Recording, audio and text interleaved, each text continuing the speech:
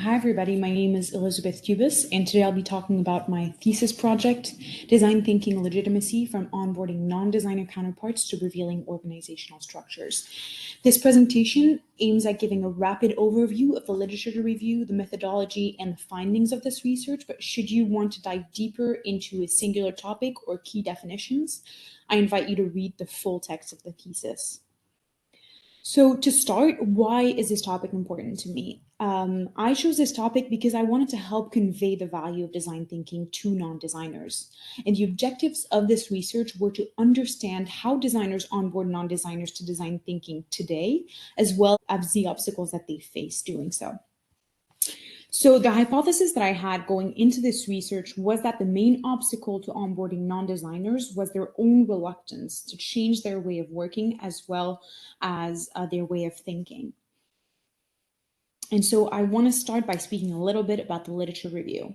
So there's no single definition for design thinking outlined in literature today. However, there are attributes that are commonly associated with it. And these include the user-centered approach, learning by doing, collaboration and the participatory process, the iterative approach, the experimental approach, problem framing, and the power of visualization. So there's several factors that play a role in onboarding, and I've chosen to separate them into two different categories: the role of language in onboarding to design thinking, and then the role of management. So first, we're going to be looking at the role of language. So language creates a convergence to encourage collaboration. And it does so first by creating a foundation, and that sets expectations of outcomes of tasks. It can also allow to create a unique definition of design thinking, and that creates a succinct understanding of design thinking throughout the introduction phase. It can also increase group feedback by making critique and feedback from non-designers more efficient, and it also increases designer confidence by reinforcing designers' practices as they build confidence speaking about design thinking. So secondly, we're going to be looking at the role of leadership, and leadership can really work on creating an environment that supports design thinking. So it does so by increasing the legitimacy of design thinking through communication. And that's really done by shifting company-wide preconceptions through support. It also allows time for exploration and expanding project scope, so shifting from focusing solely on efficiency to promoting exploration. And related to that, it also allows for independence in task management. So allowing for independence in that creative process and not simply have employees following management orders. And then finally, shifting how employee performance is measured by breaking down reward systems based on individual performances. So how did the literature review challenge my hypothesis?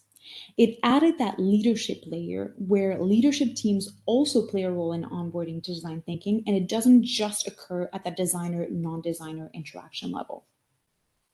So now I want to speak a little bit about my methodology that really guided my field research, and it surrounded the research question: how do designers onboard non-designer counterparts to design thinking in organizations? So I brought bias into this research, being a designer myself. And so I chose semi-structured interviews not only to allow my interviewees to challenge the things that I was interviewing them about, but also for them to be able to introduce new topics. So the timeline of this project was done over 4 weeks. For the interviewing stage, and separated into 3 different phases: the preparing phase, the inviting phase, and the interviewing phase. So I want to speak to you a little bit about the interview selection process. So the interviewees were plotted against these 2 different axes. The first one was established to new, and that really looked at how long had the organization been using design thinking. And then we looked at internal versus external, guided by these 3 different questions: who do designers interact with, who makes budget and time allocation decisions, and who has ownership of the project after completion. So we can also think about internal designers as in-house designers and external designers as designers that act as consultants. So this is the list of interviewees that I had the chance to interview. And they were really chosen to show a variety of point of views through different levels of experiences and the types of organization that they worked for. And of course, accessibility also played a role in the selection process. So now I want to talk to you about my findings. So findings were separated into 3 different categories: onboarding through designers' tactics, onboarding through top-down support, and onboarding through cultural organizational change. So first, looking at onboarding through designers' tactics, that can be done by either leaning into design thinking or disassociating from design thinking. And through research, we found that designers who chose to lean into design thinking first started often by establishing a shared vocabulary. Then they looked at really specifying outcomes, whether that was for the entire project or just for the workshop that they were preparing for that day. And then also ensuring team alignment. When choosing to disassociate from design thinking, designers were going to avoid labeling activities as design thinking, and sometimes even went as far as not introducing themselves as designers. And the second part of this is avoiding applying design thinking sequentially. So really not looking at design thinking as a very rigid, structured process, but kind of picking and choosing different activities without necessarily, again, labeling them as design thinking. Onboarding through top-down support can be done indirectly or directly, and that is the next thing that we're going to be focusing on. So first, looking at direct managerial support, that can be done firstly by voicing support in organization-wide communications. Secondly, entrusting an entity with design thinking development. This really looks at pinpointing one group within the organization who are going to be responsible for creating more opportunities for designers within that organization, as well as sometimes mediating certain interactions between designers and non-designers. And then finally, we look at organizations to educate employees in design thinking through direct managerial support. Indirect managerial support can be shown firstly by allowing for flexibility in time management to practice design thinking. Secondly, it dismantles the preconceived ideas about the capabilities of design thinking or about the capabilities of what it is a designer does within an organization. And then finally, by bringing designers into the top of the organization to allow them to be part of those strategic decisions and then to be able to pass those strategic decisions on to lower level designers so that strategy is really an important part of the designer's work. Onboarding through cultural organizational change. This is a part that we separate into 4 different categories. So the first one is avoiding relying on tangible outputs for employee evaluation. And this is really an understanding that sometimes the work that a designer does is intangible, and it doesn't necessarily translate to very visual or very pretty representations, but it has to do simply with the alignment and understanding that everybody has to be on the same page for the project to go forward.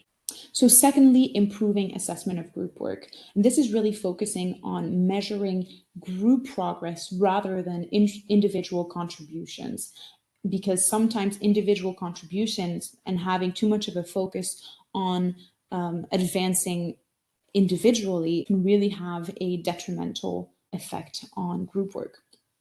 Accepting ambiguity, and we found that that is a major part of design thinking that sometimes companies really struggle with. And then finally, breaking down hierarchical relationships to really ease access to information within the organization. So how did this field research challenge my hypothesis? So not only did we confirm the importance of leadership, which was highlighted in the literature review, but it also really added a layer of higher level involvement at the organizational level by adding that organizational cultural layer. I want to dive deeper into that cultural organizational layer through the discussion. And I did so by looking at Rylander's epistemological background and Vink's social structures. So firstly, interviews really reinforce the idea that designers and non-designers communicate in different ways. And it's really up to designers to create strategies that are going to bridge these different communication methods. So we also have to ask ourselves, where do these differences stem from? And this is where Vink's work comes into play.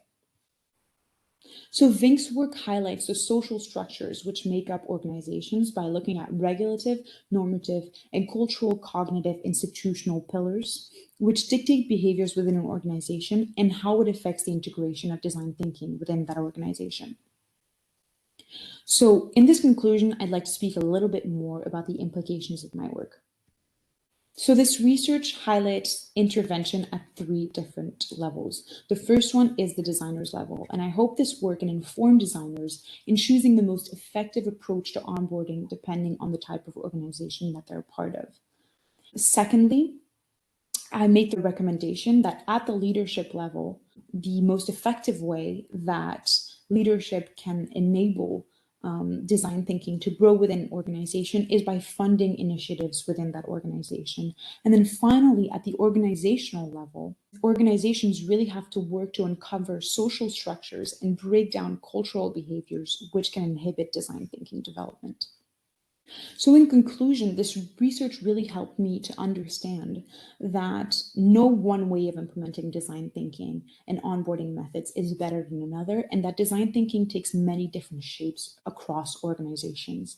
And so with this research, I hope to stray away from the design-centric way to look at the world that I might have come into this research with, and to really highlight the layered aspect that leadership and cultural organizational factors can bring into this conversation and affect onboarding to design thinking across organizations today. So thank you very much for listening to my presentations, and please do not hesitate to contact me by email if you have any further questions.